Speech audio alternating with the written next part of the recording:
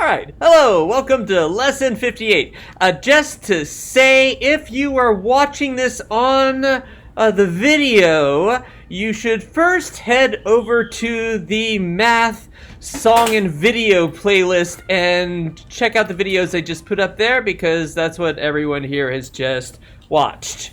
So, all right, get out of here. Go on, beat it. And we're back. Mentally Math! Let's get mental! Okay, so give you a few minutes to get out ahead of me, etc., etc.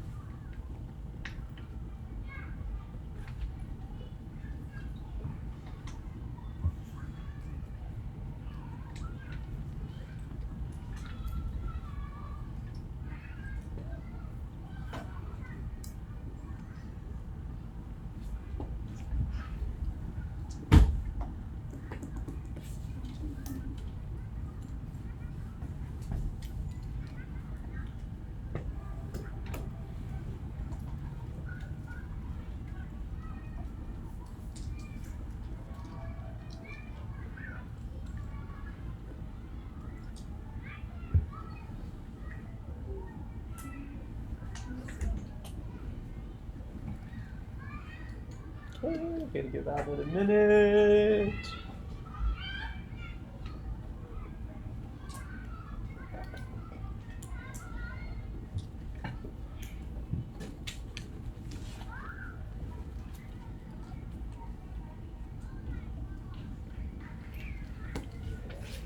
Okie dokie. So, for A, we can think of that as 5 times 43. Just dividing one side by 10 and multiplying the other by 10. And so that's kind of like 200 plus 15 be 215. And then this is divided. This would be 3 boingies. Oh, I need to give myself more space. 3 boingies to the left. So you say boingy, boingy, boingy, and my decimal, and my 0 before the decimal. Then for C, I can add 5 to the 40 to make 45, divide it by 3 to get x equals 15. Then metric conversions. So kilo means 1,000. So I just multiply it by 1,000 to get my grams. Get 1,000. 500 grams. Yeah, I totally meant to do that because I'm super cool. Yeah. Yeah. Okay. Then remember the rule for exponents. We have the same number value for each of these. And so that means that we can just, since we're dividing, we can subtract those. So that would get us 3 minus 2 equals 1. But does 10 to the power of 1 mean anything at all? Goodness, no! So we don't even have to put the, just 10. It's just 10. Then 1/3 of 33 is 11. So 2 of those would be $22 bills. Then, oh, the mode. Now, who's popular here, huh? Oh, I think 78's the popular one today. Alright. It shows up everywhere on both lines. Alright, sum, difference, product, and quotient. So, the sum be 1 8/10. The difference would be 6/10. The product would be, let's see, I did 72. quotient then trial. Well, that's all right. No biggie. All right. So I just multiplied those two, and then there's 1, 2 decimal points behind the decimal, so that would make me go boingy boingy with my decimal. And then the quotient, well, it's just 2. Just 2 of those in there.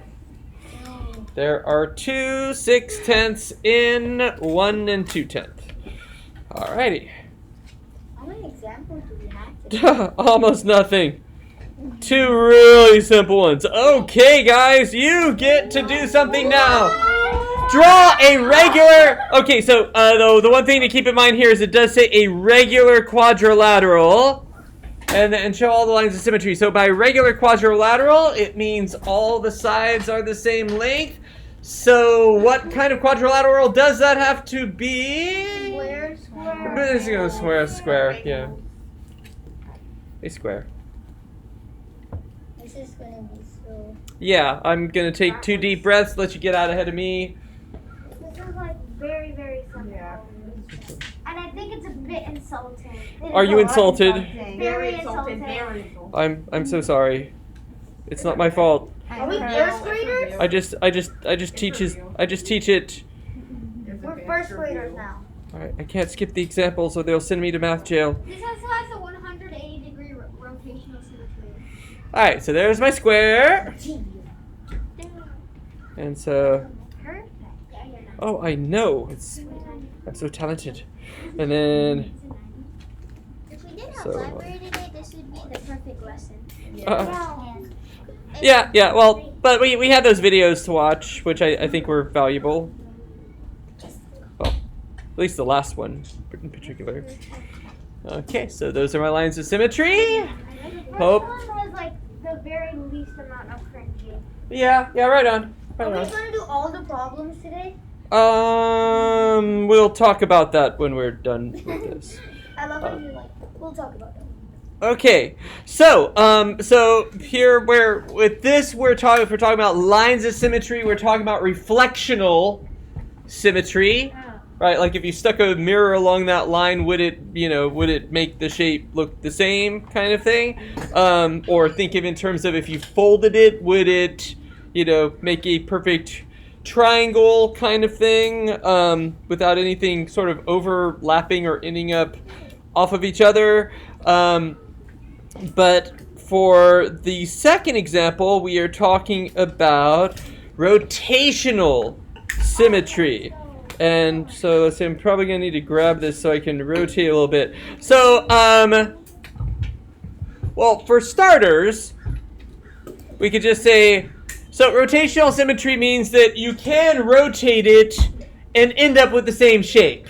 Before going to 360 degrees. Yeah, and before going to 360 degrees, and because of course if you rotate anything 360 degrees, you kind of wind up in the same spot. But which one of the figures could you not possibly do that at all? Yeah, what do you think? D? Yeah. So that's pretty basic. So the answer technically to example 2 is just is just D. That's all? That's it. However, there is also a whole thing in the book, if you look in there, and they're talking about orders of symmetry. Orders of symmetry. Oh, here, I'll just...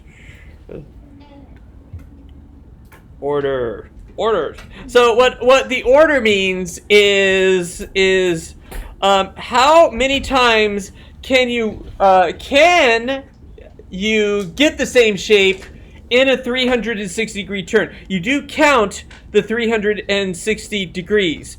So, well, we'll start with probably the easiest one. So, say with this, we can go 1, right?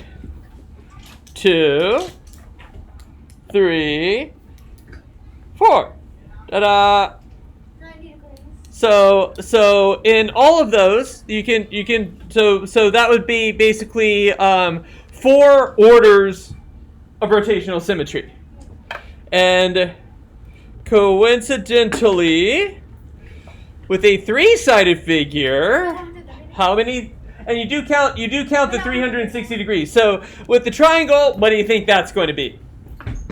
How many times can you rotate an equilateral triangle and still end up with an equilateral triangle?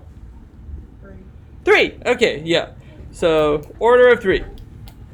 1, 2, 3. So the only slightly tricky one here is this guy, and it's only sort of tricky because you gotta keep in mind you do count the final rotation to get you 360. So does that work? No. No. Okay. So 1. Does that work? 180 degrees. 2. Wait, Mr. Frederick. So you do count the rotation you need to do to get you back to where it was, and so this would have an order of rotational symmetry of 2. Wait, Mr. Frederick. Yeah. The amount of degrees rotated for rotational symmetry be 360 degrees divided by the amount of number symmetry. Looks like it, or the number of sides if Yeah, it's a regular shape. Yeah. Well, for the So on this one, the order of symmetry is 2. Yes. And quick question. Mhm. I've heard a lot of something fold rotational symmetry. What is that? Something fold. Like 2-fold or 4-fold. Fourfold. Rotational symmetry. It probably means the same thing. Oh no, I know what it means. Oh, what does it mean? So let's say for fourfold, if you do one like this, it's basically one here, and one here. Yeah. Like all like it's basically wait, did you hear from like the thing that Mr. Pressure did, the arcs thing when you draw lines and Oh yeah, I think so. yeah, for example, for sixfold, if you do one this way, it will do 6 others for like rotational symmetry. Oh, okay, right on. Alrighty. And that's the whole lesson. What? Right. That sounds okay.